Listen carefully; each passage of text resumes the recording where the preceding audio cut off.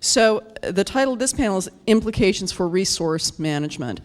We know, we've heard a lot of science already about oceans are getting warmer, they're getting more acidic. I think it was Dr. Pettis yesterday who made a reference to possible species winners and losers in these scenarios. There's direct implications for how we think about governance. As I said yesterday, law is this system that governs our lives and helps us make decisions based on certain assumptions. When those assumptions don't work anymore about where species live or where storms land, it's probably a good idea to pause and think about how our system of management should adjust. So that's the direction we're taking with this panel. Our moderator is Professor Dennis Nixon. He's been with the faculty of the University of Rhode Island since 1976, where he teaches courses in admiralty, fisheries, marine pollution, and coastal zone law. He's also been in administrative positions as the Associate Dean for Academic Affairs in the College of Environment and Life Science, and also as his current position as Associate Dean for Research and Administration at the Graduate School of Oceanography. And I don't know if he likes this or not when I say it, but I consider him sort of the grandfather of marine affairs in many ways, with much love about how eminent our program is. And he truly is the founder of our joint degree program between Roger Williams University and the Marine Affairs program over at URI, which is a terrific program and cranks out lots of great graduates. Our first speaker will be Dr. Kevin Friedland, and he's a researcher just down the road at the NOAA Northeast Fisheries Science Center, the Narragansett Bay Lab. And he does research on a number of different fish species, including menhaden, eel, cod, haddock, and salmon.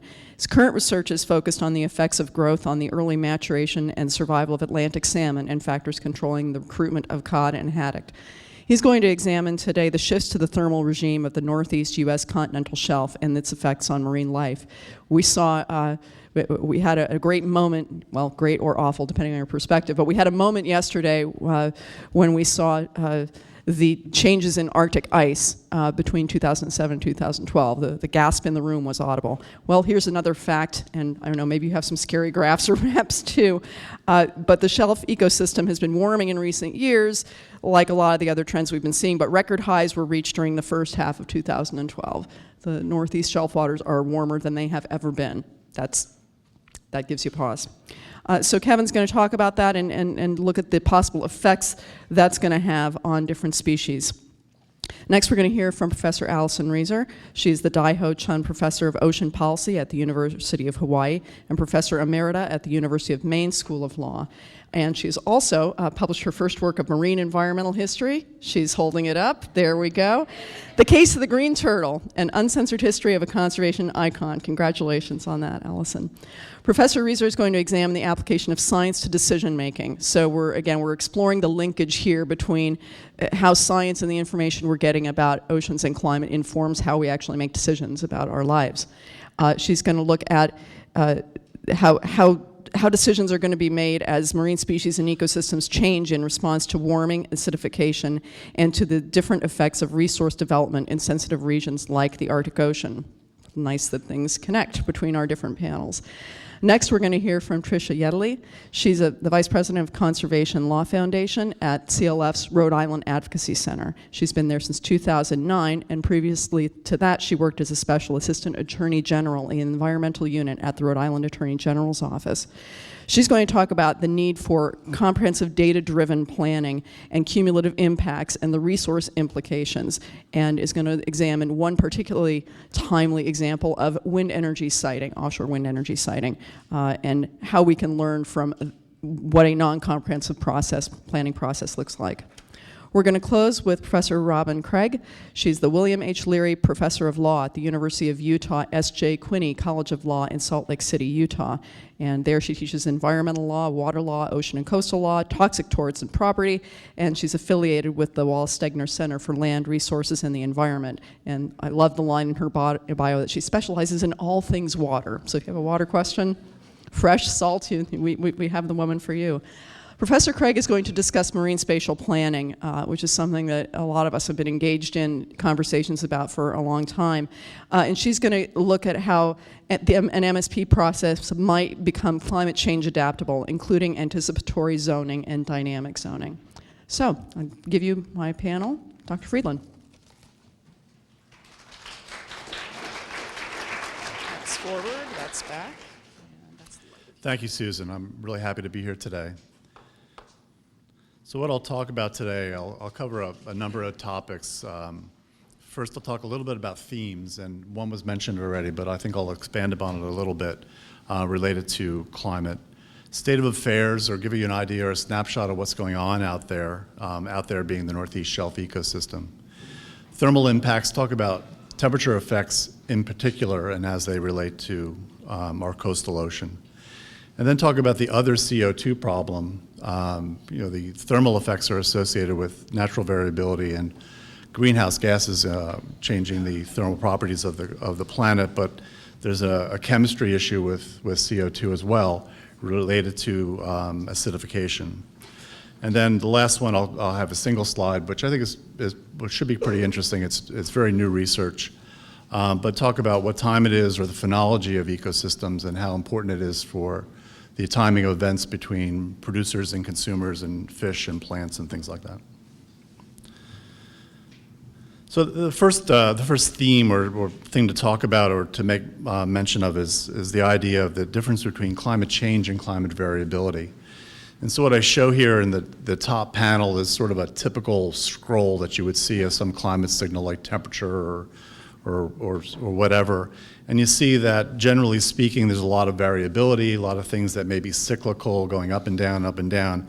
But we also can notice that there's a general trend of increase. And when we decompose that climate signal, we can see that it's made up of a long-term trend, something that's going generally up or continuously up, versus something that's oscillating around a mean of 0 or so.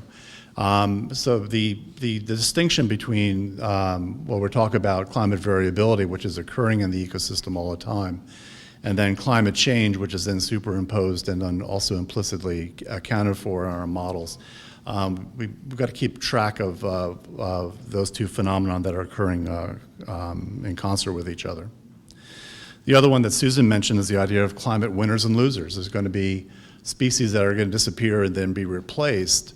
And I won't go into it in too much depth, but other than to look at, I think, what is a helpful figure from a publication that just came out a couple years ago by Jason Lincoln. We won't look at all the figures, but just look at this last panel and to think about it in terms of the spatial relationships between habitat and how habitat changes in a species.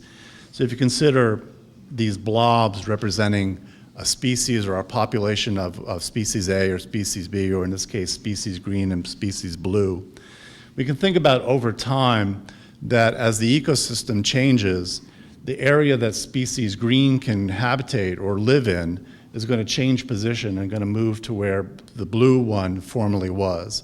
That becomes, in the context of the blue ecosystem, green is now the climate winner. It's doing well in that area. And the climate loser is the blue species that has been displaced. In other words, its habitat is no longer present in the blue ecosystem. It has to move on or die. So you think about it, you also have fishermen, and the blue fishermen have their gear that's geared to catching blue, and suddenly there's no blue. They don't have good gear or good vessels or good strategies to catch green, so you can imagine that there's going to be social and economic and industry issues related to winners and losers. State of affairs, as Susan just mentioned, we had a press release and a report recently talking about how dramatically the temperature conditions on the Northeast Shelf has changed in the last half year or so. This is one of the graphs from our report that shows the sea surface temperature for the Northeast Shelf for the first half of 2012, dating back to 1854, based on shipboard observations and records. And you can see that there was a dramatic increase in temperatures in 2012, and it topped the previous high temperature that were observed back in the 1950s. Along with this, in addition to it being recorded for the sum of the first half of the year, we also see that this temperature change was pervasive over the entire ecosystem from top to bottom and also in the two-dimensional plane, XY plane. So for example, this is the SST anomaly for May 2012. On the northeast shelf, you can make out the coastline, and because it's so red, you can't see the 100-meter depth contour, but I can lightly trace it for you just to give you a sense. So where it's red and where it's deeply red is dramatically above the long-term mean in temperature. And the point being is that what we saw in the winter and the spring months on the northeast shelf is the entire shelf was way above average. And not only was the shelf above average out to where the 100-meter or the shelf break front occurs, it was warm all the way out to the Gulf Stream. And then in contrast to that, when we look at waters to the east and to the south, in other words, where the Gulf Stream is and where those oceanic waters are, you notice that the tones are not deeply red. So in other words, this warming phenomenon was something uniquely present in the northeast shelf and not necessarily pervasive over the entire region in onshore and offshore waters. And then the other point is that it's not just a surface water phenomenon. And I'll just point out this panel, and we really don't need to look at the details of it other than to see that it is boldly red. And these are the bottom temperatures from our spring survey for 2012. So not only were the surface waters abruptly warm in the northeast shelf, it also extended to the bottom waters as well. So the entire water column was very, very warm. We saw the impacts of this change in conditions not only in the physical oceanography of the northeast shelf, but we also saw it in the biological response of the primary producers, the grass of the ocean, that would, the plankton that feeds the marine food chain. And one of the most dramatic changes we saw was the timing of the spring bloom. So what we see here is in a panel for the northeast shelf, Georges Bank, Gulf of Maine, Mid-Atlantic Bight. In the darker blue line, that's the climatology of the bloom pattern. So in the northeast shelf, the bloom usually occurs around March-ish. But what we saw in 2012, the bloom was very, very much earlier. So this raises concerns because fish are keyed in time to reproduce in respect to the bloom. What is the meaning or the consequences of these blooms all of a sudden being so much dramatically earlier? We don't know yet. We've also seen changes in salinity. These are the panel on the right-hand side is from Green and Pershing, and they first noticed a dramatic effect of the ocean melt occurring in the Arctic and funneling down all the way to our ecosystem, the northeast shelf, via the Labrador Current. The ocean melt intensified and it wraps around Newfoundland and then comes into our ecosystem. And we've been noticing in our surveys as well that there's been a decline in salinity. These changes in salinity are associated with changes in zooplankton, or the second trophic level above the phytoplankton, and have had a dramatic effect. Acidification. These are data from Feely for the associated with the Ocean Observatory in Hawaii, and they show the oceanic trend in the partial pressure of CO2 in the atmosphere, and then also that dating back to the 1960s. This is a widely utilized and widely published series of data on atmospheric CO2. But what they started doing in the 1990s and realized the potential ramifications was to also measure CO2 in the water column as well. And the importance of understanding CO2 and the increased partial pressure of CO2 in the water is that when you increase CO2 in the atmosphere, it increases in the water column, and it shifts the pH balance, forming more carbonic acid in the water column. And they started measuring, though it's hard to see, ocean pH in their part of the world. Well, this is physics, this is chemistry. We don't have a rich time series of measurements for the Northeast Shelf, but these processes are occurring everywhere, and they're going to happen. There's a host of other changes that we've been observing. I'll just sort of mention them in the list, as a list, and sort of give you a sense of the range of things that we're observing and keeping track of. We've been seeing changes in wind patterns, especially associated with wind in the spring period, precipitation and stream flow, nutrients, basin scale circulation, sea level rise, and just pick out one of these factors to give you a sense as to how dramatic changes that we're observing. This is a depiction of precipitation in the drainage areas associated with the Gulf of Maine and the Mid-Atlantic Bight. We can see that we've had dramatic increases in rainfall in recent decades in these areas that has led to changes in ocean chemistry in the coastal ocean and productivity as well. Now moving on to thermal impacts. Thermal impacts is the temperature of the ocean is a real broad brush and very powerful forcing mechanism affecting fishery sources and where we're able to fish and where we're able to find fish. There was a landmark study that was done by Janet and I back in 2009 where we looked at or re-examined our survey catch data for the Northeast Shelf. We run these surveys every year in the spring and the fall and conduct and have research catch per unit effort of the distribution of species. And the general finding, the thing that we found in that study was that for species that were primarily focused in the Gulf of Maine, there were slight movements, but not dramatic movements in where they were over the past few decades up to 2009.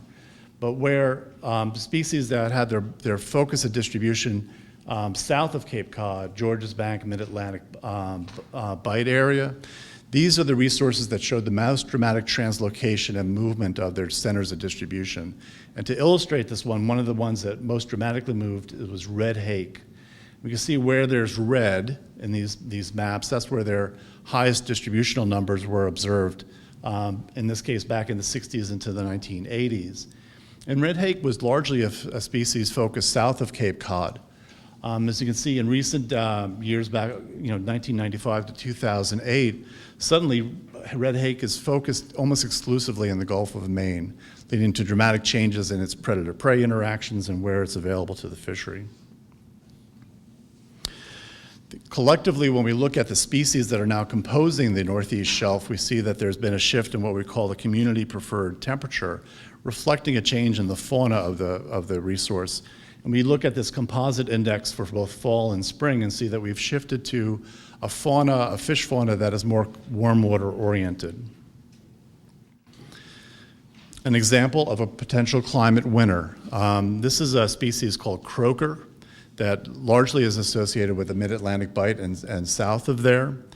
And studies have been looking at what the potential effects of climate change would be on a species like croaker when the Northeast Shelf would start to warm up in future decades to come. And what the analysis showed is that this species would suddenly have the ability to produce more potential fisheries yield in areas where it had not been a subject of a tremendous amount of fishing. And it's shown in this graph, which is a characterization of yield potential under a number of climate change scenarios.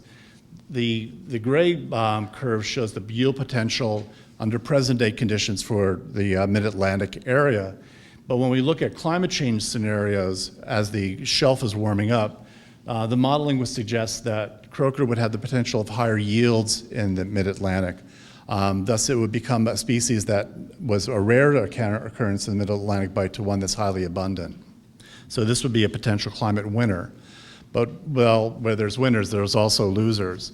In a similar sort of treatment of the data, looking at the yield potential for Atlantic cod in the Gulf of Maine, looking at the change, present-day conditions or present-day yield potential with a yield per recruit model, we see that as we increase temperature in the Gulf of Maine, the yield potential for cod is going to go down. Other thermal effects cover a wide spectrum of species and interactions. Mackerel distribution has been found to be affected by recent climate variability in the region. Atlantic salmon post-molt mortality in the Gulf of Maine. Surf clam distribution with depth. Larval clam survival, phytoplankton productivity, zooplankton community structure, all these factors varying in concert with changes in temperature. And I would highlight the study by Talmadge and Gobler, where they looked at not only temperature effects on the survival of a number of three shellfish species. In this case, I've highlighted a couple graphs relevant to scallops. But they also looked at it in a factorial design that looks at also not only temperature, but CO2 concentration. And what they found is that there's a dramatic effect of temperature on the survivability of larval early life stages of scallops. But in addition to that, there's also a CO2 effect. In other words, this is a species that will be damaged not only by increasing temperature, but by increasing CO2 and acidification in the water column. Where are we heading?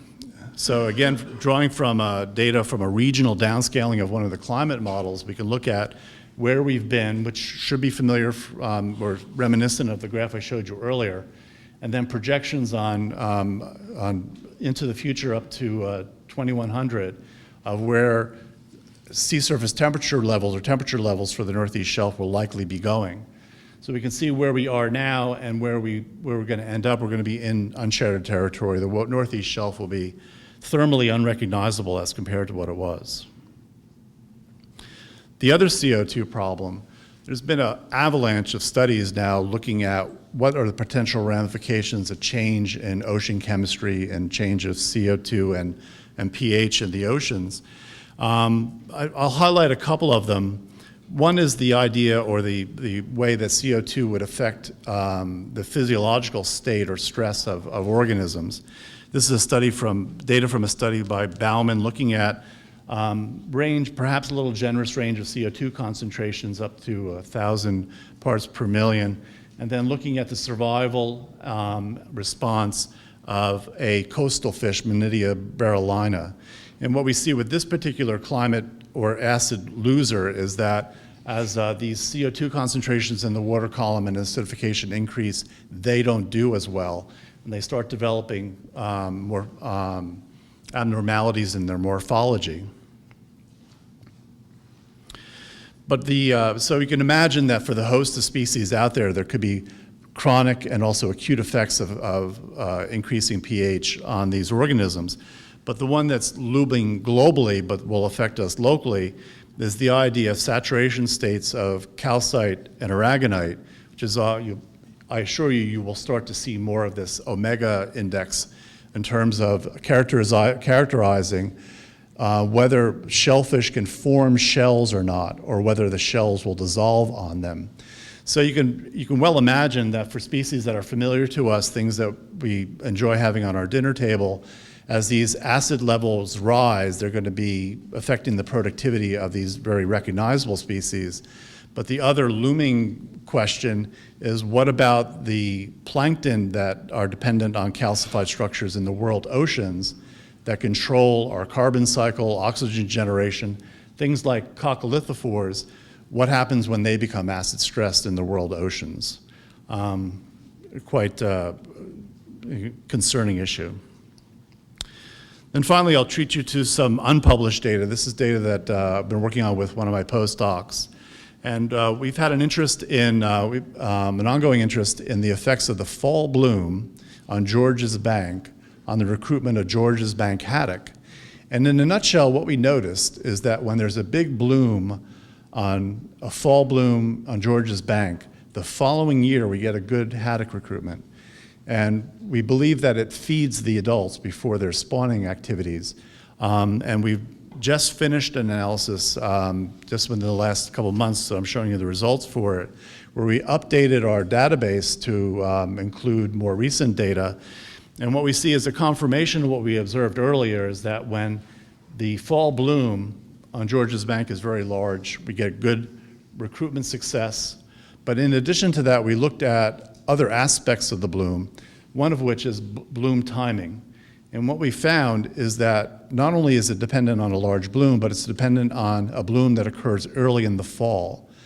So this is an example of the vast array of potential timing issues that are going to propagate through our ecosystem. Am I out of time? No.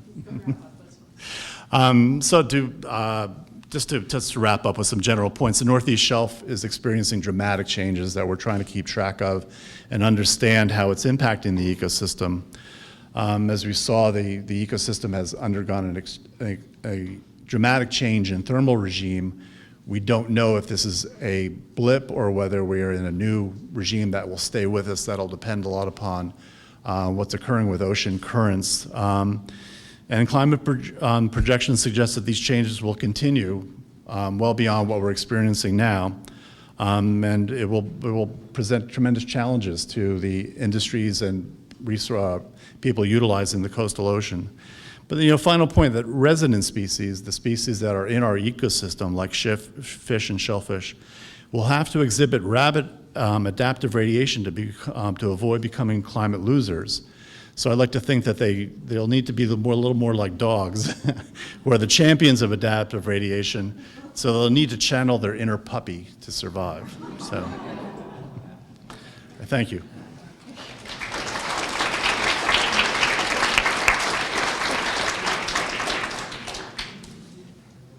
Anybody who has a pet know they are champions of adaptive radiation. There you are. There you are. Oops. All right, and this is forward and back. This is Kevin's pointer if you want to use that, or the red dot. And Julia's going to give you the physical. Gotcha. Yeah, aloha. I'm Alison Reiser, excuse me, and thank you for the shameless plug for my book, Susan, You're a Pal. Thank you also to Roger Williams University Law School and the Marine Affairs Institute for organizing another fantastic marine law conference.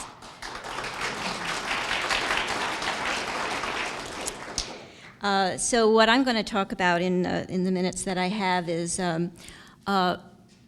what happens when scientists who are communicators, who've taken on, feeling a civic responsibility to communicate their science to the public, to policymakers, to decision makers. What happens when the knowledge that they're producing with their research is inconvenient to the status quo? So in order to talk about that, I'm going to tell two stories. One about the scientists that were involved in an important way with the BP oil spill, but focusing more on the story of the polar bear scientists who study wildlife and conditions in the Arctic. And to make sure I don't forget to make my point, run out of time before I make my point, I thought I better cut to the chase and tell you what my conclusions are. Basically, I'm talking about the fact that under our framework of laws for protecting living resources of the marine environment, the Marine Mammal Protection Act, the Endangered Species Act, NEPA, the National Environmental Policy Act, I would include that, Magnuson-Stevens Fisheries Act, all of those laws require that we use that decisions be made on the basis of the best available scientific information. And I believe as we've seen from the physical scientists who have addressed us in the last few minutes, Kevin Friedland and William Curry, that we have excellent science communicators as well as scientists who are doing cutting-edge research and are finding out things about how the marine environment is changing that are very relevant to how we manage and protect the living resources to which we have pledged an obligation to maintain them at their optimum sustainable populations or to maintain them for optimum yield. But what happens when a really good scientific communicator is caught in the crosshairs of the status quo, when what they've got to say is an inconvenient truth, because there are not just climate change policy issues that need to be made and made fast, but there are ongoing regulatory and policy decisions that must be made. For example, where and when and if we develop oil and gas resources in the Beaufort Sea, in the Arctic Ocean, or how we manage Gulf of Maine, Georges Bank cod stocks in light of this information about how they're likely to change with the warming of the Northeast Shelf. There are current regulatory decisions that have to be made, and they have to be made on the basis of the best scientific information, and that can be very inconvenient when you have this kind of overarching information about climate winners and climate losers. The loser I'm going to talk about, we've heard about Atlantic cod. And just think, for those of you who've been back and forth between the New England Council meeting or know about what's going on this week, one of the current regulatory decisions is whether to open up the closed areas on Georges Bank, which were closed to reduce fishing effort and fishing mortality, but also to protect spawning and nursery areas for Atlantic cod.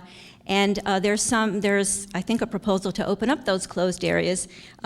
If Kevin were to go there, right where the council is thinking about making a recommendation on that score, and say, well, but they're going to be producing much lower MSY. They need to be able to adapt. It's better. This is a good time to protect as much habitat as possible. That would be sort of an inconvenient truth. So what happens here? I just wanted to begin with this. This is the story about the Italian seismologists who were recently convicted of manslaughter for essentially failing to warn about the earthquake that killed over 300 people in Italy in 2009. What's interesting about that is the reaction by the American, well, there's many interesting things about that, but the reaction of the American scientific establishment has been sort of a holier than thou. I mean, the Italians don't, let's see, where does it say? Well, in somewhere they say something pretty disparaging about the Italians, and they don't respect science, and what do you expect, and that kind of thing. And the implication being that this wouldn't happen in the American legal system. We respect science. We also have sovereign immunity for government officials who make pronouncements or warnings and so on. But this would be the equivalent of, I guess, suing the Miami, the National Hurricane Center, for failing to predict the exact landfall spot of Hurricane Sandy, convicting them of manslaughter or making them responsible for the property damages. But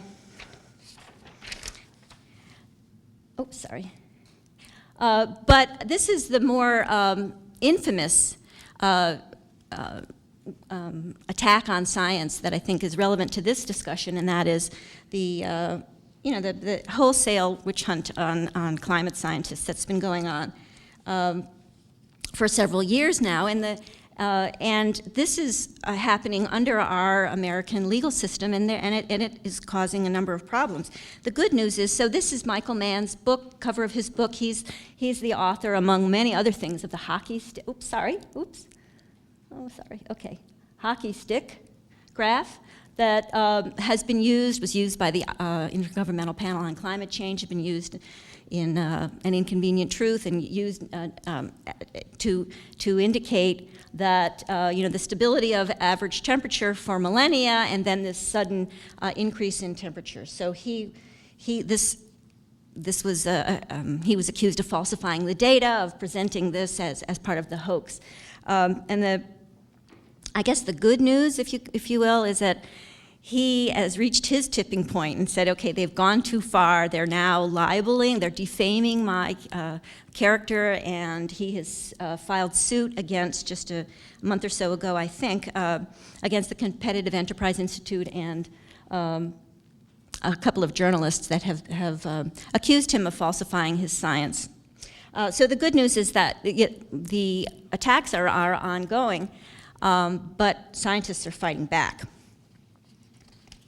And this is just another example of scientists fighting back. It would be very interesting on the question of cultural polarization and the best available scientific information. Michael Mann has asked for a jury trial.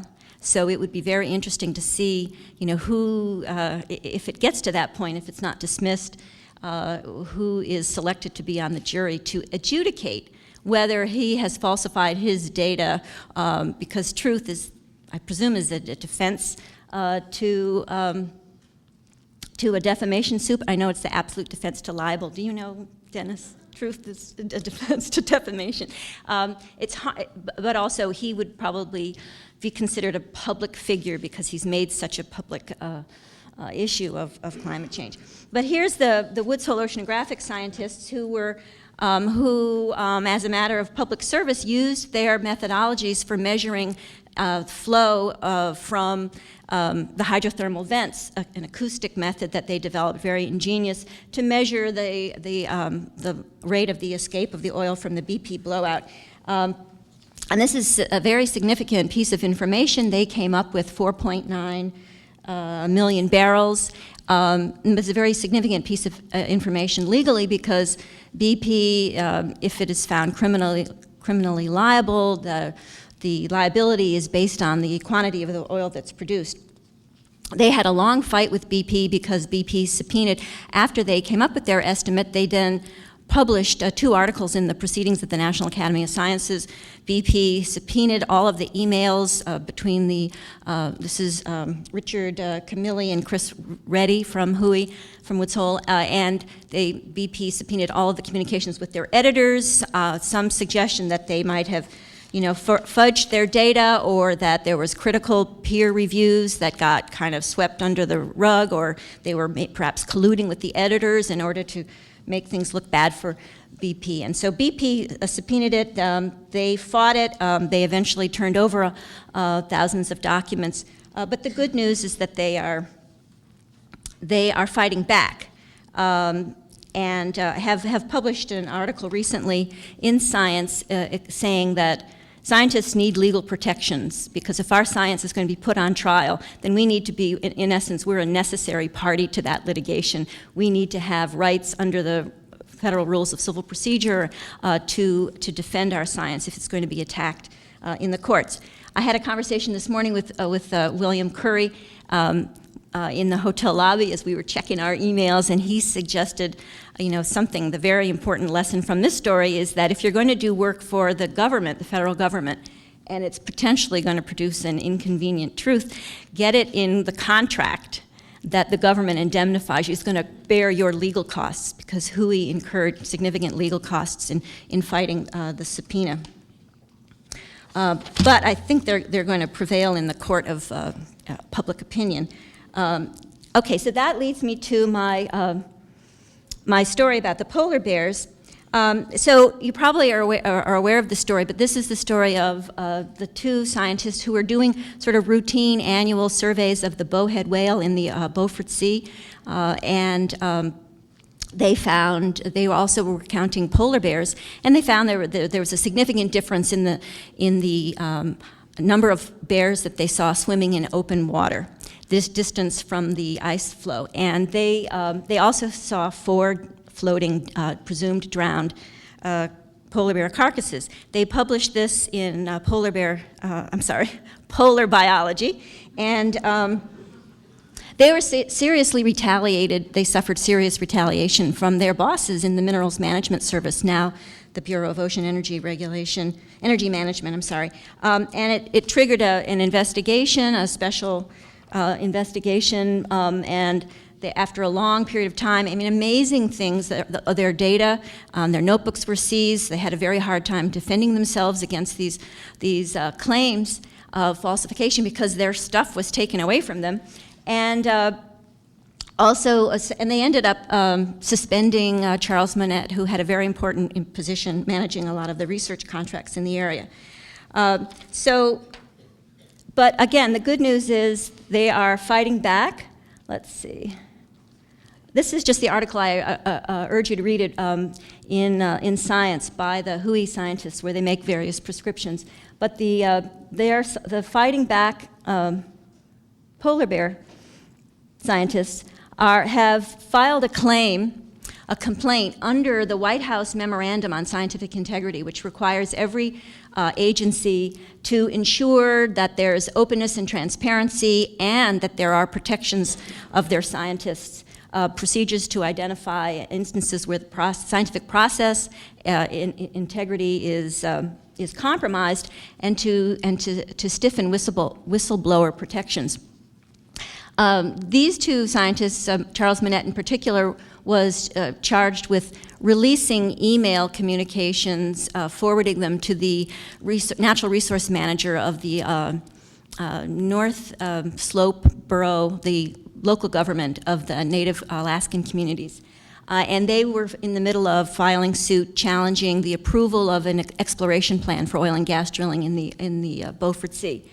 And it's a much longer story, obviously. So my point is that, and they're fighting back. They are filing a complaint against their bosses who started this investigation and accused them of scientific falsification. But the lesson really is that this best available science standard is making it even more difficult and dangerous for scientists to produce information that goes against the status quo, and particularly the resource development status quo in areas that are where species and ecosystems are being affected by rapid climate change and climate variability. So my recommendation is, I really like the recommendations that the WHOI scientists came up with, but I have a slightly more radical one, and that is that if agencies do not follow the Memorandum on Scientific Integrity, increase their protections of their agency scientists under the whistleblower provisions, and so on, and if perhaps they investigate or make claims against their own scientists, that they then lose the principle of deference in judicial review of agency decisions. I'm sure you know that agency decisions, if they are made on a scientific and technical basis, the court in reviewing that, if it's challenged as violating insufficient under NEPA or violating Marine Mammal Protection Act or Endangered Species Act, they have a presumption of validity. My proposal is that the courts would say, sorry, you've lost the presumption of validity. We're not going to defer to your technical and scientific judgments. You have to demonstrate, because you are not protecting the scientific integrity of your research scientists, you have to demonstrate. The burden shifts to the agency to prove that, notwithstanding this failure to protect, that their decision was in fact reasonable. Thank you.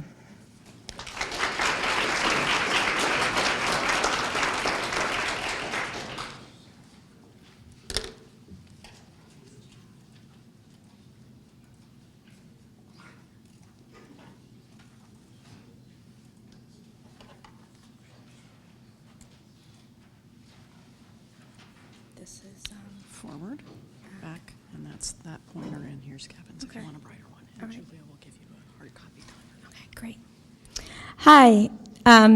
Thank you again to Roger Williams University School of Law. It's a great privilege to be here. My name again is Tricia Jedele. I am the vice president of one of CLF's vice presidents and director of advocacy for their Rhode Island office.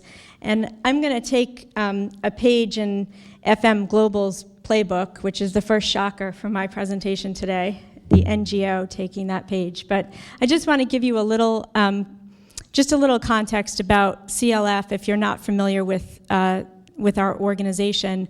Conservation Law Foundation is a regional nonprofit environmental advocacy organization. We have offices in most of the New England states except Connecticut, although we do advocacy in Connecticut as well. We're primarily an organization of lawyers doing environmental advocacy, but we also have scientists and businessmen and women on staff. We use the law, science, and the market to find solutions for some of our region's most pressing environmental problems. And that places us kind of right in the center of climate change and clean energy development. We've been doing a lot of work on offshore wind along the East Coast, and also recently a lot more work around coastal erosion issues here in Rhode Island, and I expect throughout New England. CLF, I just want to add this disclaimer as well. We are by far not the only environmental organization involved in all of this work, and there are great many of them, and I have the honor of kind of representing that voice here today, but and a number of them in the room. Save the Bay, working on a lot of the adaptation, coastal erosion work, National Wildlife Federation, who's working with us on offshore wind, the Nature Conservancy, NRDC, whole host of organizations that I'm not naming, but I feel as though I should mention. So my presentation today is really just one nonprofit's perspective on the need for comprehensive, data-driven, flexible planning scenarios that also allow us to consider and address cumulative impacts in the ocean and coastal context and in the face of climate change.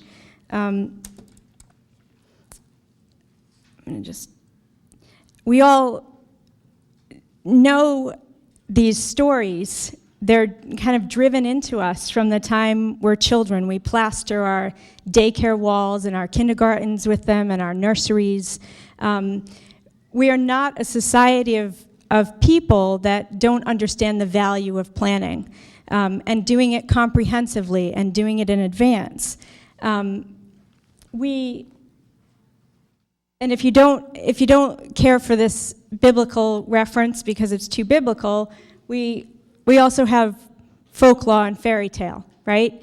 And I would bet money that even those folks in the dismissive category of the former presentation would not tell someone they were reading this story to that the moral of the story is that if you build poorly in the wrong spot and the house gets wiped out, rebuild it again using the same exact material in the same spot because you might get another 10 years out of it. But I like this one as well for the cumulative impact because had the brother who was building his brick house understood that his neighboring brothers were being idiots, he may have built a bigger house with more rooms because they were going to end up there, and they did. But, comprehensive planning in the environmental context, despite the fact that we've had all of these stories kind of drilled into us and we know good planning makes sense, we do it in our daily lives, it's just not that simple, right, when it comes to environmental planning or climate change, because we're talking about really complex ecosystems and really complex regulatory regimes that we've created. And so some of the resource management challenges, I think, come from a series of issues. The first is when we're talking in a climate change context, and I'd imagine this applies to all of our contexts, but the first is, what is our priority? Are we focusing on prevention and mitigation? Are we looking at emissions reductions and renewable energy deployment? Or are we focusing on adaptation?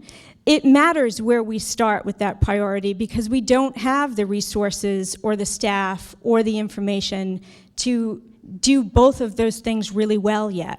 We're just not in that place. So, and we don't agree on what the priority is, which we just learned from the state of mind presentation, whether we should be looking at adaptation or mitigation or neither of them. And then we have a whole host of regulatory and statutory limitations that I think Alison's presentation alluded to a little bit. There are jurisdictional limitations. So our Coastal Resource Management Council has jurisdiction 200 feet inland. But the ecosystem that feeds and nourishes the beaches and with sediment doesn't end at that 200-foot inland jurisdiction. Those are just actual limitations that they have. The Bureau of Offshore Energy Management that is tasked with deploying offshore wind is operating under the SMART from the start streamlined wind siting initiative.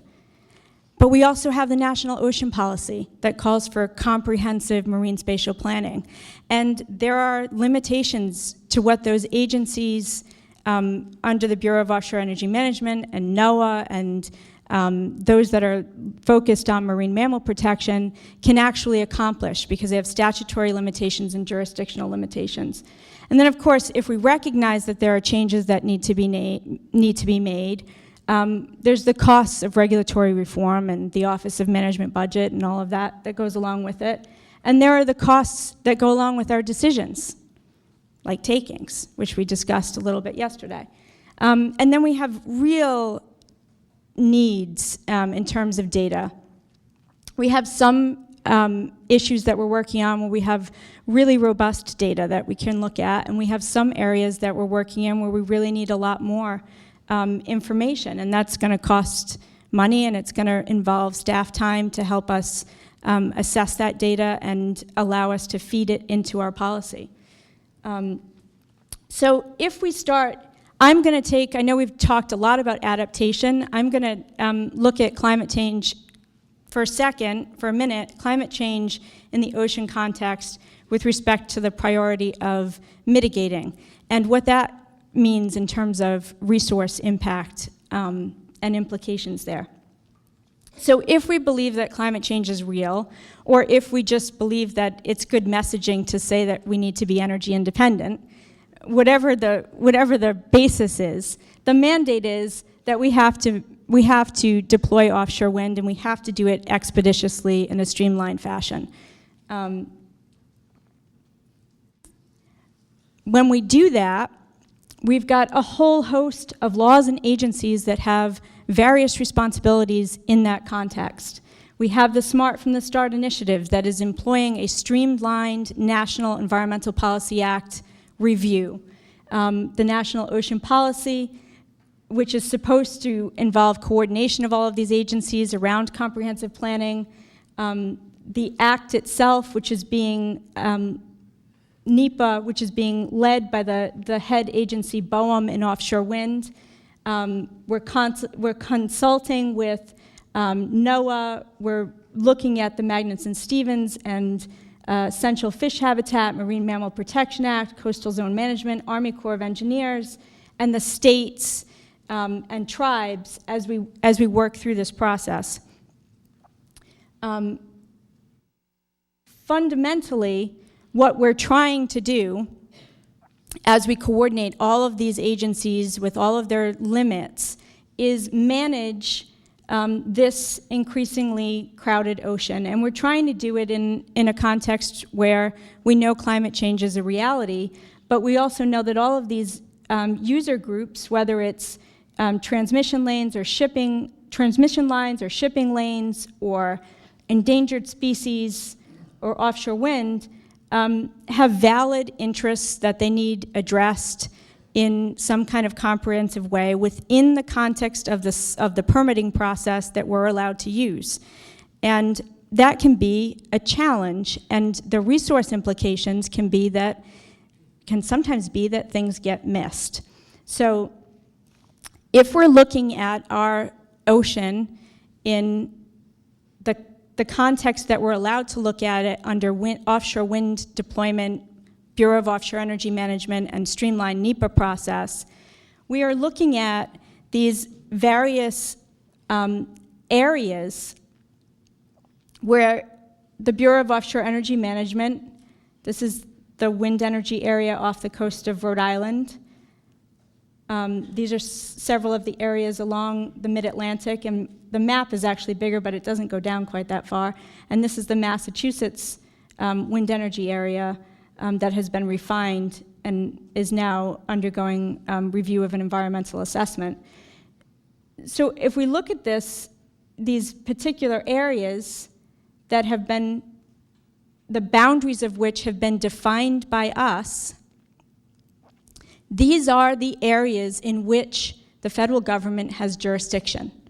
And so these are the areas in which the federal government is looking. So when we look at site assessment, site characterization, siting of offshore wind in this context, we're looking at impacts associated with the activities taking place in those areas, despite the fact that the ecosystem and the boundaries of it and the animals that use it don't know that we've identified those areas and haven't received the memo on it. So this is the migratory path for the North Atlantic right whale, the most critically endangered right whale species we have on the planet, approximately 480 individual animals left. And if we toggle back and forth, you can see that the migratory path for the North Atlantic right whale goes directly through the wind energy areas that we've identified.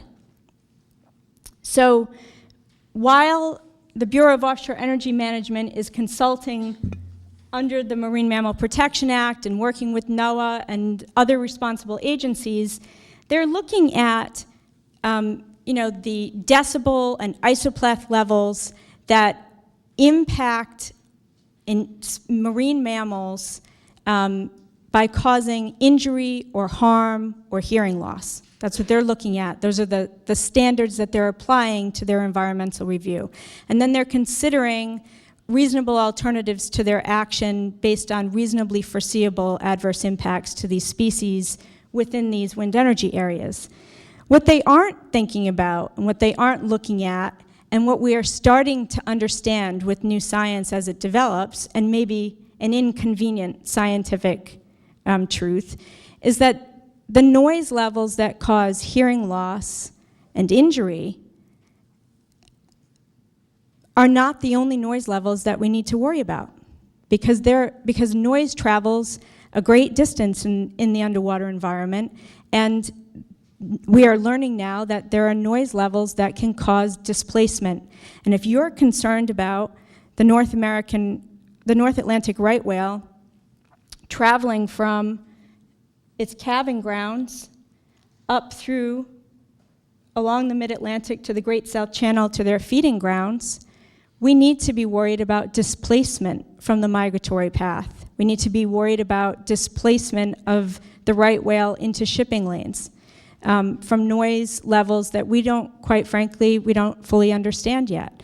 And so getting that information and those considerations to be part of that review process is a challenge, and it's something that CLF is working on with the federal government and other stakeholders, as I mentioned, to try to get some of those concerns addressed, which leads me, I guess, to the large takeaway point that I'd like to make. We have these regulatory regimes that we have to operate in, and some of them are not flexible enough yet to allow us to deal with a changing ecosystem, and they're not really designed to allow the kind of participation in a robust way by stakeholders and members of the public that can help inform that decision making, either by alerting agency decision makers to new science or new information or pieces of the picture that haven't fully been considered yet. And so I think both in terms of prevention and mitigation, but also in where we need to go in terms of adaptation, when we're talking about the potential need for relocation of infrastructure, relocation of people, possibly expanding jurisdiction, planning for something, FM Global is planning for a 500-year flood, maybe we need to be planning for 1,000-year floods, and connecting the dots between economy and natural resource implications. We can't wait until the emergency has arrived in those contexts, because we're going to miss things the same way we miss them when we're just looking at isolated areas of our isolated parts of our ecosystem. The example that we've heard the other day about Matunic, when you wait until you're months away from losing the road that has all kinds of important infrastructure and is the only access point to residents in an area, then you're kind of left with very few choices at that point. The choice becomes, protect the beach or protect the road. Those are your options. So if you want to get to a place where we have more options, then we have to start planning a lot further ahead so that we have more available on the table. I think that the reality, for these kinds of pictures is that there are resource implications. There are barrier beaches that protect salt marshes, that protect other important parts of the ecosystem that protect people. There are opportunities for us to do things differently, to undo the bad planning decisions that we've made in the past. Should we repave in the places where it's been uplifted, or should we do something else? Should we continue to pave right up to the coastline? And this I end with a picture of my hometown. It's not the ocean and coastal context, but I live in a very blue-collar, working-class town, West Warwick, that was inundated by the March 2010 floods. And if we want to talk about, there are natural resource implications, there are human resource implications as well. And when we think about who gets the check from FEMA and what their quality of life is before those kinds of things happen, is the person who's repairing a $5 million home in the same category as someone who may not ever get to move back into their house because that's just not where their income level is. So there are environmental justice implications to this whole debate. And the only way we're going to get there is if we have flexible planning processes that allow all of the stakeholders, the public, the scientists in the room to help us map that plan out for the future. Sorry, I did some advocacy. It's the way I roll.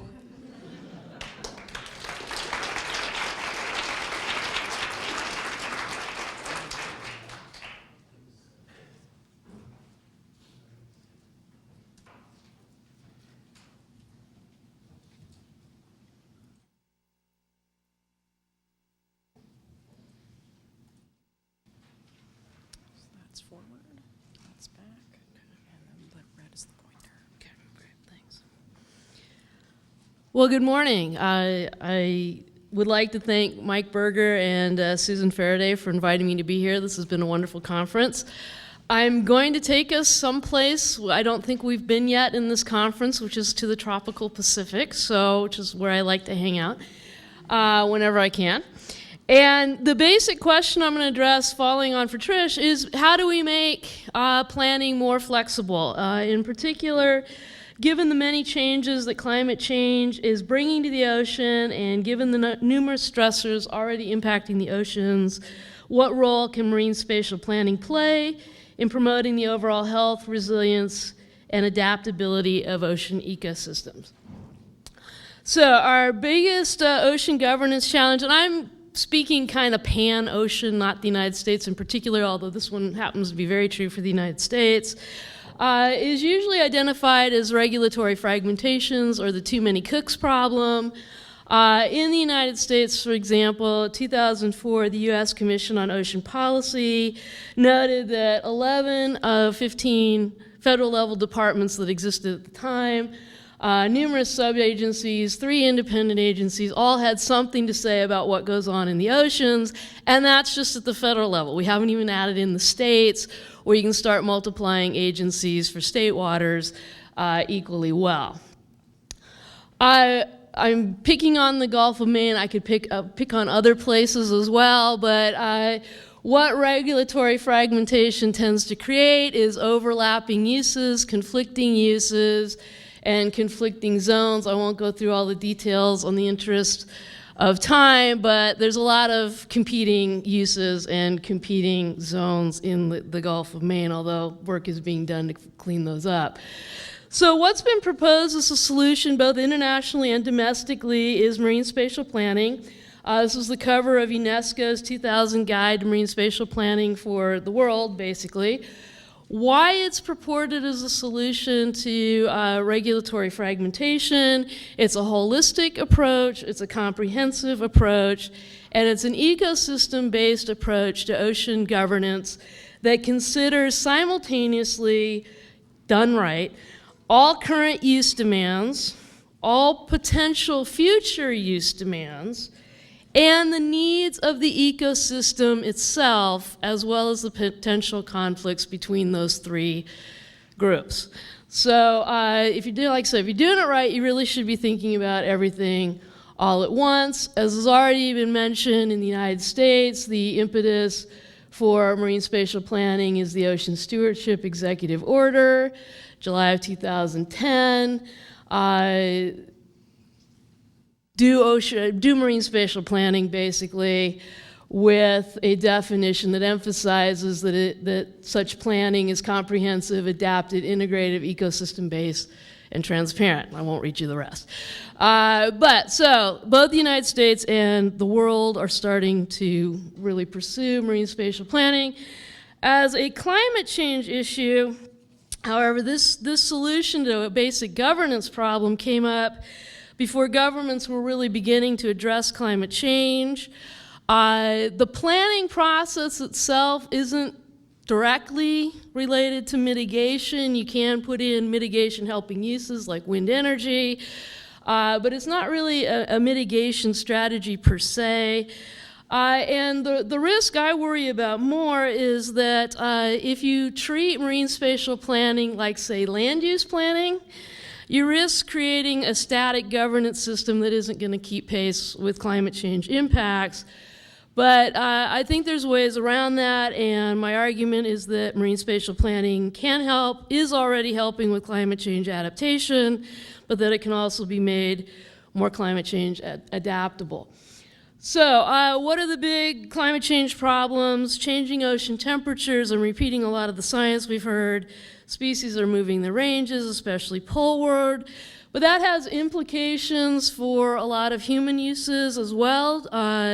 For example, if you're a salmon farmer in Tasmania, you are probably sitting, because of temperature changes and current changes, in a climate change hotspot. And so Tasmanian salmon farmers are working with their government to try and get a temperature prediction system so they'll know where their salmon can survive from year to year. If you're talking about ocean acidification, it does increase the vulnerability of ecosystems like coral reef and species such as shellfish, as we've already heard. But again, it can interfere with human uses as well, like mariculture in the Puget Sound. Not just because of ocean acidification, but for other reasons. The waters there are too acidic for the juvenile stages of shellfish development and have to be shipped to other places.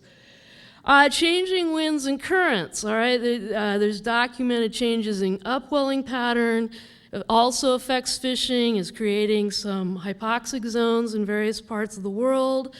Wind patterns can change. And again, this changes what uses we might be making of various parts of the oceans in the future, where we fish. If you're thinking about offshore wind development, you might want to be thinking about what the winds are going to be doing in the next couple of decades, because that's a pretty big infrastructure investment. So how do you adapt marine spatial planning to climate change adaptation?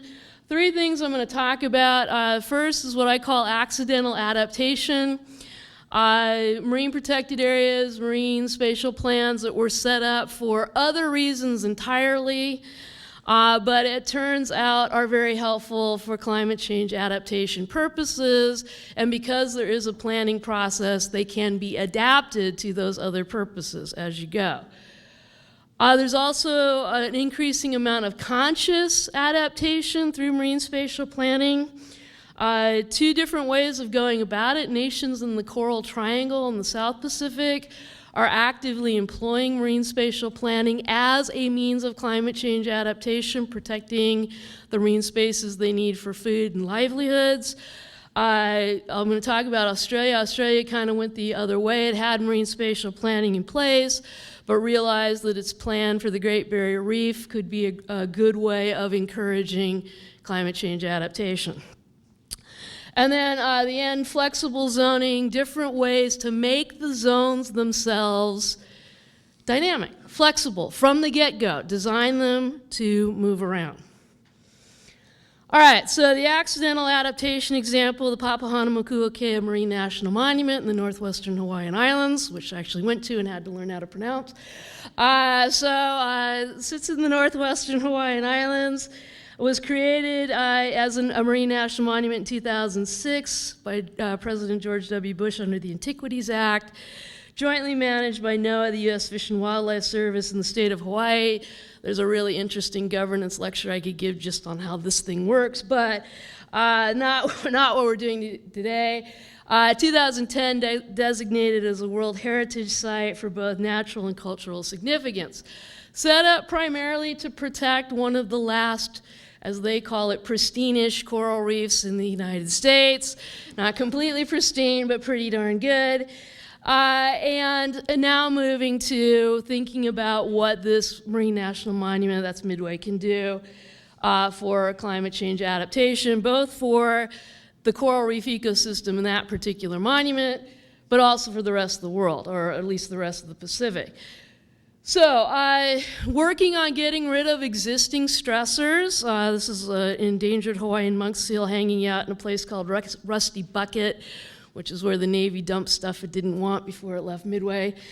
But the restoration work in the area is intensive. There was a rat extermination, reintroduction of species on the various islands, lead paint removal going on, and the various fishing is prohibited, and there was a remnant federal lobster fishery that has been phased out. So it is now a marine reserve. Basically nothing goes on in the sanctuary without permission, except Department of Defense activities. But it's also serving as a reference site, a reservoir, and refuge for the rest of the tropical South Pacific. Because it is as pristine as it is, it can serve as a measure. If something's going wrong in the northwestern Hawaiian Islands, chances are it's climate change, which gives a good reference for other coral reef managers that are dealing with a whole lot of other stressors like pollution and overfishing. What's climate change, what isn't? It is a potential reservoir for species traveling around in the South Pacific. As temperatures change, increase, become too hot for some species, the northwestern Hawaiian Islands may be where they go. Current patterns may be changing, but there is a fair amount of circulation.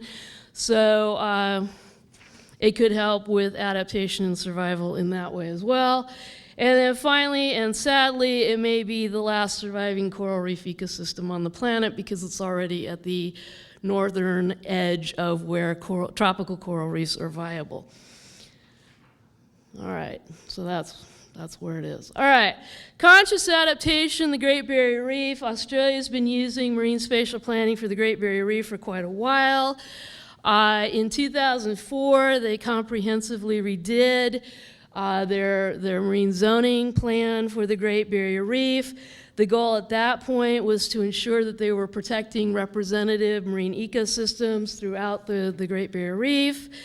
But in 2007, they realized that they were also starting to experience climate change impacts, increasing temperatures causing coral bleaching. It turns out they were having mass die-offs of chicks of various seabirds when the ocean temperatures got too high. And so they did a vulnerability assessment and then started to wrap climate change planning and adaptation into their marine spatial planning process. One of the great benefits of that is because the Great Barrier Reef is such a moneymaker for the country of Australia, it's something like $6.9 billion per year in tourism. They could use the Great Barrier Reef to rally other aspects of Australia, other facets of Australia to respond to climate change. Do what you can to protect the reef. And one of the better outcomes of that is that the state of Queensland put in upstream what we would call non-point source pollution management for the farms and ranches in Queensland that were sending their fertilizer, sediments, pesticides down to the reef. That's in its infancy. It's had its fits and starts, but at least the climate change impacts of the reef and the attempts to protect the reef did result in the political will to try and reach upstream, which I consider a good sign, since reaching upstream non-point source pollution from farms is a huge problem the world over.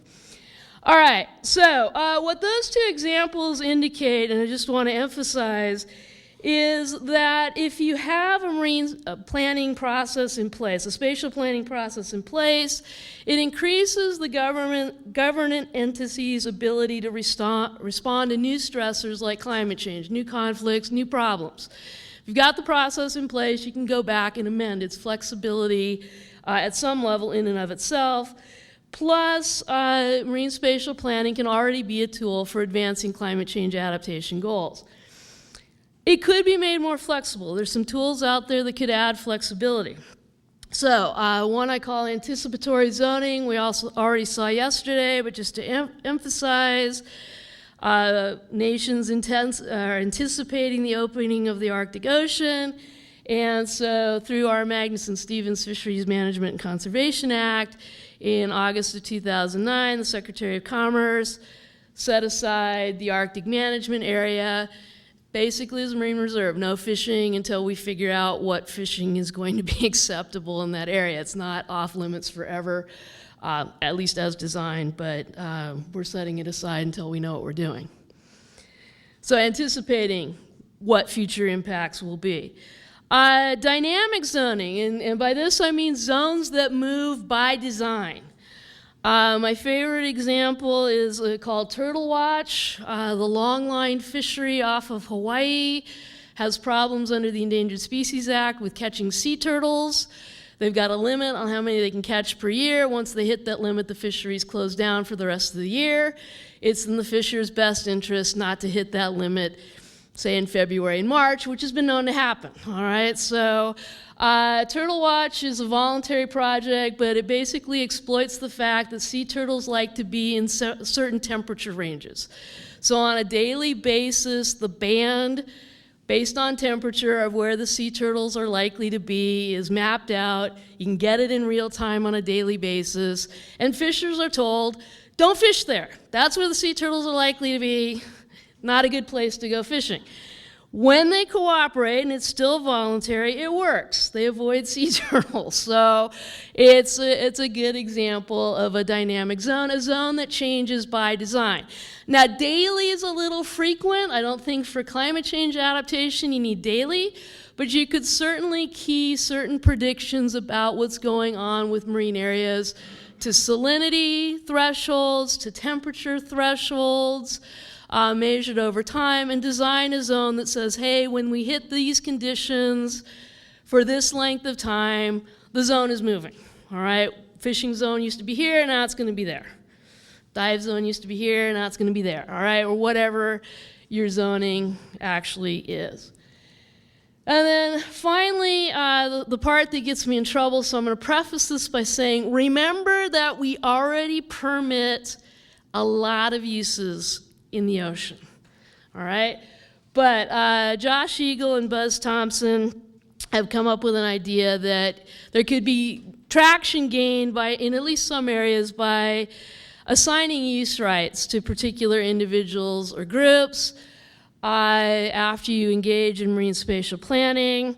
And that would allow them to bargain over needed shifts as conflicts come up. As you have yearly fluctuations, you could talk to the other people holding the use rights that you need to bargain with and say, hey, let's swap for the year. You go here, we'll go there. So my last thought is, what if that concept were extended over time to areas that are currently not valuable but might become valuable in the future? What if we have a future use bidding process? And the example I use is there's some evidence that the coral reefs in Florida are starting to move north. Corals don't move all that fast. This is probably not my best example, but kelp forest might be a better way to think about this. But if you set up a bidding process with future use rights, you could take advantage of a lot of private guesses on what climate change is going to do to marine ecosystems in the future, potentially build up your knowledge base, potentially build up some money to do some better work in the oceans, and put in a ton of safeguards. We know how to do this from various types of leasing arrangements in case things don't work out the way anyone predicted. But I think it's worth thinking about. I think it could make marine spatial planning much more responsive to at least some of the more predictable of climate change impacts. And with that, I will also put in a shameless plug for my book, but turn it over to questions.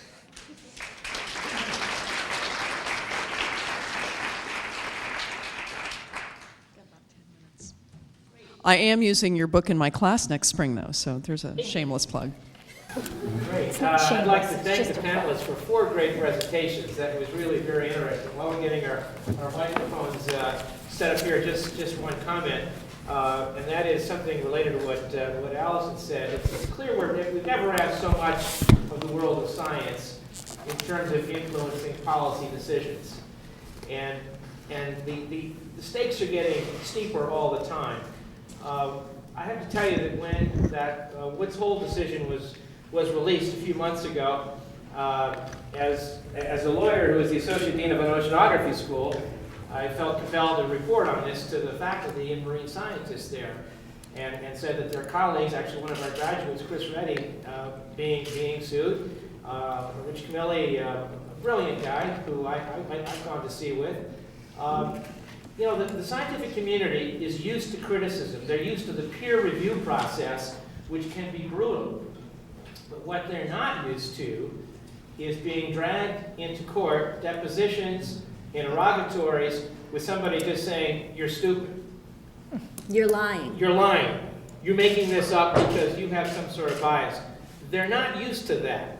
And I think the question that Alison raised is a very serious one going forward, because you could just feel the room say, as people were thinking, is my science something I'm going to get sued for? Or can I keep going on and get my next research proposal funded? Or am I going to be spending all my time talking to the likes of Demis in defending my actions for the next few years? And they seem very depressed by that. So I would just raise that as an issue. The scientist is today the modern priest, seeking, we go for guidance. And yet, if we don't provide some degree of protection for the scientific debate to go forward without assassinating the messenger, this relationship is going to be very troublesome going forward. Okay, enough. Questions in the audience? Yes, Grover. This question is actually for Kevin. I think I was reading in some NOAA literature that was coming out that there was a detection that the Gulf Stream may have shifted this year. Has there been any look as to what the implications are if that does shift on a permanent basis in terms of the ecological implications? Yeah, the Gulf Stream is always on the move, but in the context of what occurred in 2012, the one we're focusing in more on is the Labrador Current. So our Northeast Shelf ecosystem is rather unique in terms of the ecosystems that we deal with in the continental U.S., in that the temperature state of the Northeast Shelf is determined by local warming, in other words, how warm it is. But we also have advective effects, in other words, water coming into the ecosystem and carrying with it its thermal properties. And the big brush for the Northeast Shelf is the Labrador Current. And we started seeing indicators that that there was a reversal of the intensification of the Labrador Current, like in 2010. Prior to that, the Labrador Current had been increasing. So ironically, while the whole ecosystem was warming, the northern part of the ecosystem, the Gulf of Maine, was staying moderately cool because of that melt that I mentioned, that a number of authors have described. So the big question I had for oceanographers and physical oceanographers that when we saw the 2012 data, is this 1 year? Are we in a new state? Has the Labrador Current gone elsewhere? And they don't have a satisfactory answer yet. So they're working on it. People are very, very interested to know whether that fundamental change in the property of our ecosystem caused by the Labrador Current has changed permanently or just transiently. A question to my right from Betsy. Yes, thanks to, it's on, to the whole panel. I'll try to make the question as specific and practical as possible. So given the regulatory fragmentation, which each of you touched on in some way, what are steps we can take now to overcome it? And is there a model in what we see domestically with interagency task forces? Some are quite effective, some are not so effective. And sort of the background thought is, we have this system now where there's a lead agency. But that's not necessarily always the right agency to be taking the lead. And this is just a way of an example of one I knew that worked with sort of interagency communication. So how do we negotiate our position for Rio Plus 20 on oceans? NOAA thinks about oceans all the time. Department of Agriculture, to draw on one of your examples, doesn't think about oceans too often.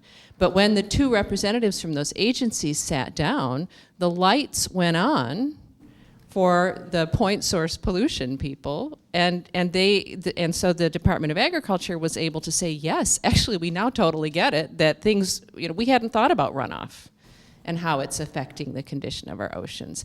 So how do you get the right people talking to each other, interagency, and is that a potential answer for some of the fragmentation? Sorry, long question. Feel that one, Trish? Sure. We have mics here? Yes. Okay. Am I I think mic'd they're up? right here. Yeah, okay. So I appreciate that question. I think that in some ways, and I'll use Rhode Island as an example, that they've really found a model that allows for, at least at the state level, a more integrated approach to planning. They did this with the Special Area Management Plan for the ocean, which traditionally would just be Coastal Resource Management Council, but was really a facilitated stakeholder process, which is, I think, and this is my perspective, that having that facilitated, investing in that facilitated stakeholder process up front, so that you're not only giving people drafts of documents that are going to come out before they come out and getting feedback to make sure that you're touching all the right issues, you're also making sure in advance that you have all the right people at the table for the various conversations that you're having. I think that gets a lot more challenging at the federal level, and we've seen that with offshore wind in particular, trying to inject certain elements of coastal marine spatial planning and national ocean policy into that process, one of them being data, get more data, and one of them being provide a more robust stakeholder process. So although they had these joint agency working groups, they were not really open to the public in a way that allowed the kind of meaningful exchange of information and feedback, and that has to do with the whole set of regulatory controls as well. But that was limiting, I think, to the folks that really wanted to get information from the people in the room, and frustrating for the people in the room, commercial fishermen, environmentalists, who weren't able to sit down at that table and have that exchange. So I think that's what needs to happen, but we need to invest in that kind of facilitated conversation.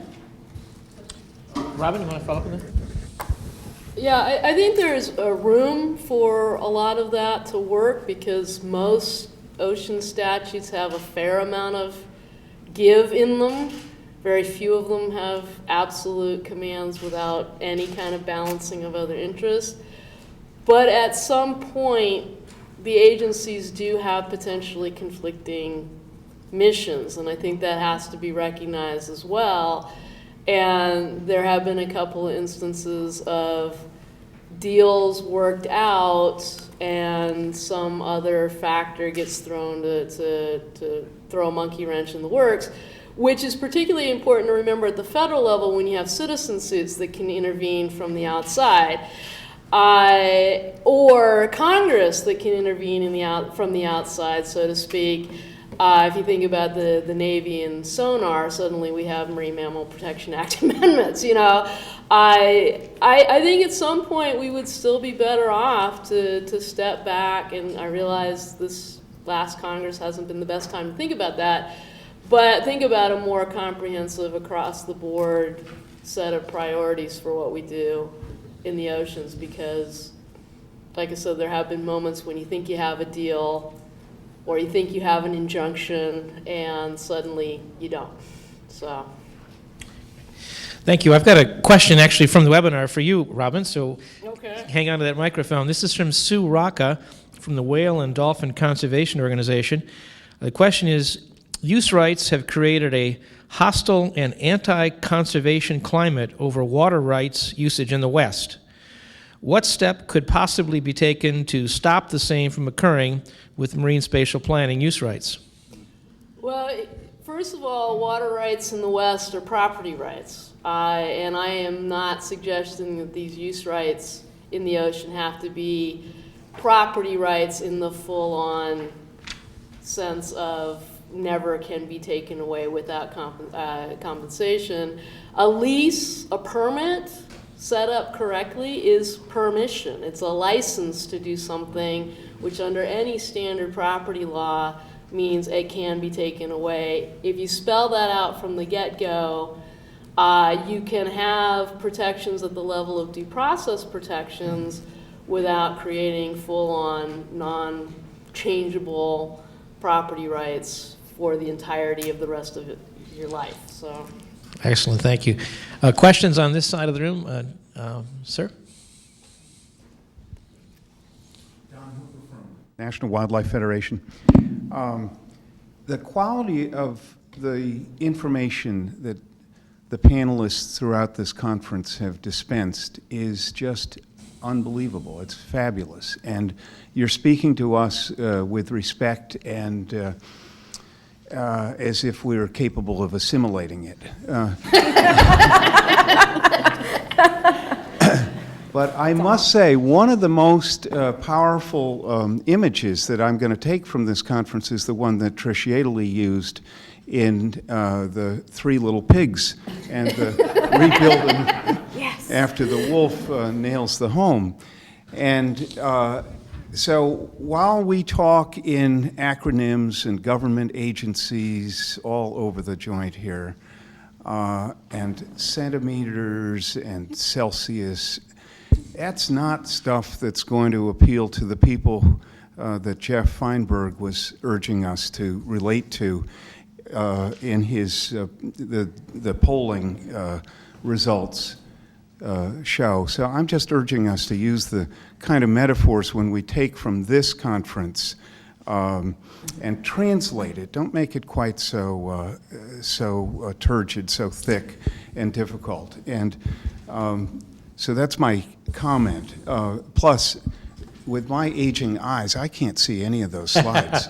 I mean, there's great stuff up there, and I get the general picture, but I can't even read the, you know, the percentages on a lot of the axes. So I don't know what we do about that in the future, but I'm just offering that as an observation.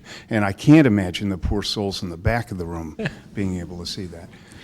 I want to conclude with just a question for Alison Reiser. You alluded to that very interesting case of the Italian climatologists or whomever being sued, and then you talked about that can't happen in the U.S. because of sovereign immunity, at least with some. Are there some scientists or universities or other public institutions who have a legitimate fear about getting hauled into court and losing in this country? So that was a criminal prosecution.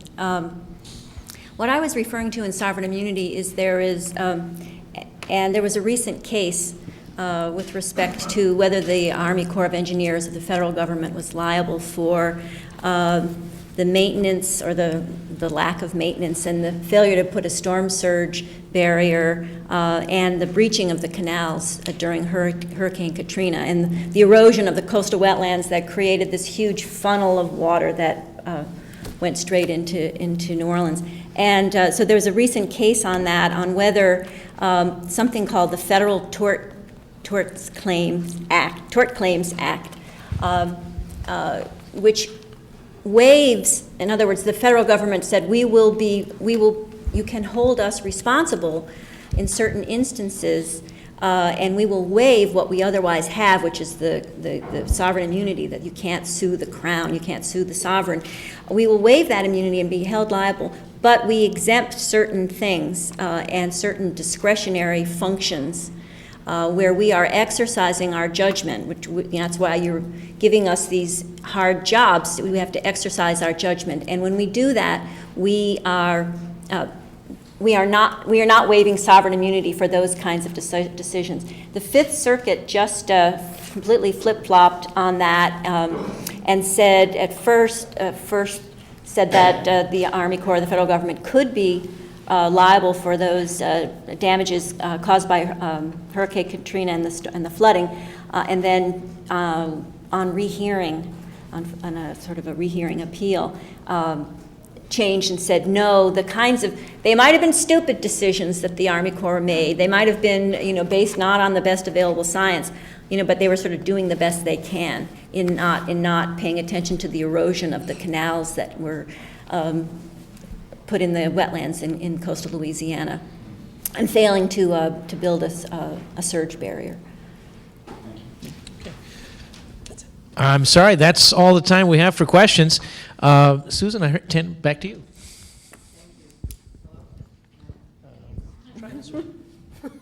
It's just going to be one of those technological days.